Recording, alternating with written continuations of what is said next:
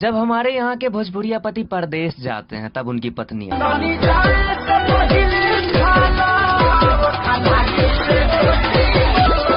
जब परदेश गए 2-3 साल बीत जाते हैं तब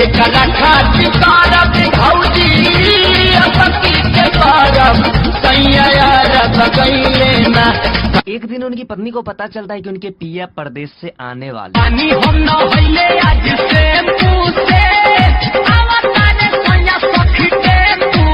लेकिन स्टेशन से घर आते वक्त रात हो जाती है और वो सोचते हैं एक रात क्यों ना आज बगल के गांव में फुफेरी बहन के यहाँ ही बिता लिया जाए। जब वो सुबह में घर पहुँचते हैं तो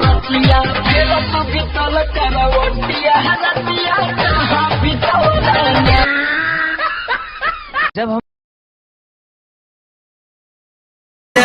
बिना मतलब के है जइबा बाजारे कोरोना भेटा जाई। सुन लॉकडाउन में है जइबा बाजारे कोरोना भेटा जाई। अरे धोली है रोडवा पर पुलिस बाबू तहर गोधन कुटा जाई।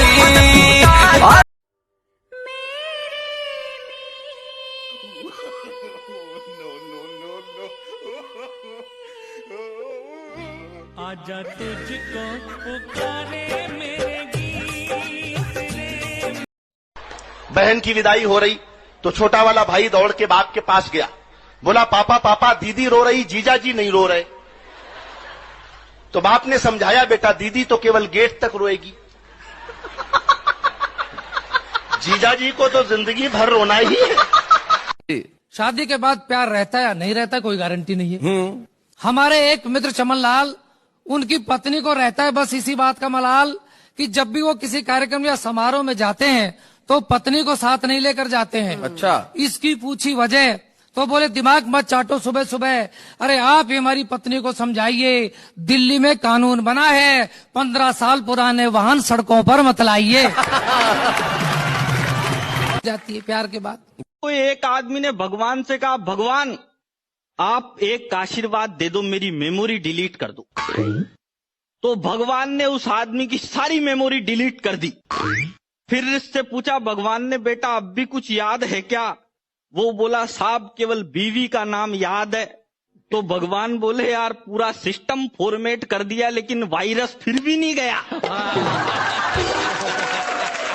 मैंने शोध किया और शोध करके एक ऐसा विभाग ढूंढ के निकाला जिसमें दावे के साथ कह सकता हूं आपने कभी किसी महिला को काम करते नहीं देखा होगा। उसमें तकनीकी समस्या है, उसमें कभी कोई महिला काम कर ही नहीं सकती।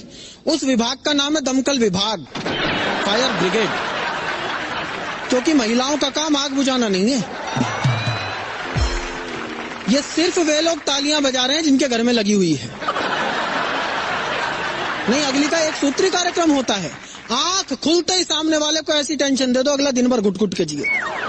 तकिए पर ही बता देंगी आज पप्पू की फीस जमा करानी है, आज फोन का बिल जमा कराना है, आज राशन खरीद के लाना है, आज ये करना है, आज वो करना है। तो एक दिन मैंने कहा मतलब मैं तेरी रोज रोज की फरमाइशों से दुखी आ गया हूँ, मैं आत्महत्या करने जा रहा हूँ। अगली तब भी नहीं चूकी, बोली एक सफेद साड़ी तो दिला जाओ, 13वीं पे क्या पहनूंगी। 2 आदमियों में झगड़ा हो गया तो एक ने कहा ऐसा मुक्का मारूंगा मैं तेरे 32 दांत निकाल लूंगा, दूसरा बोला मैं ऐसा मारूंगा 64 निकाल लूंगा। एक ऐसा बैठा था तीसरा, बोले यार गिनती सही कर, दांत 32 होते तू 64 निकाल कहां से लेगा? वो बोला मुझे पता थी तू बीच में बोलेगा। भीख में दिया हुआ 1 रुपए का सिक्का भिखारी ने मुझे वापस लौटा दिया। 1 रुपए का सिक्का जब भिखारी ने मुझे वापस लौटा दिया तो मैंने कहा जनाब मेरा एक उसूल है, मैं किसी भी भिखारी को 1 रुपए से ज्यादा भीख में नहीं देता।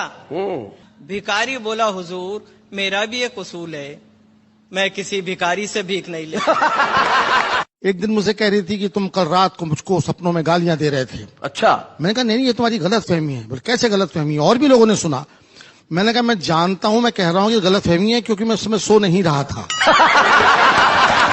वो एक आदमी तो एक नाई की दुकान पे गया, नाई की दुकान पे जाके बोला कितनी देर लगेगी?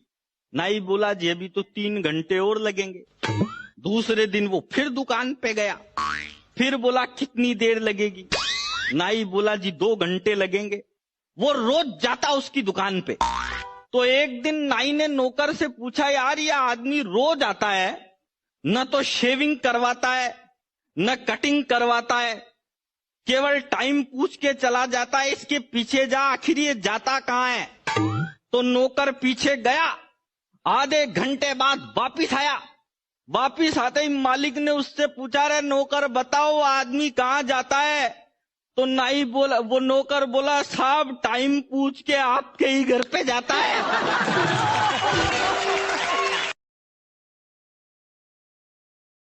हाय बेबी, कैसे है? एकदम मस्त। वो कौन है रे? ये मोर दोस्त। हाय। अबे कुछ बोलना। I love you. हर एक फ्रेंड कमीना होता है।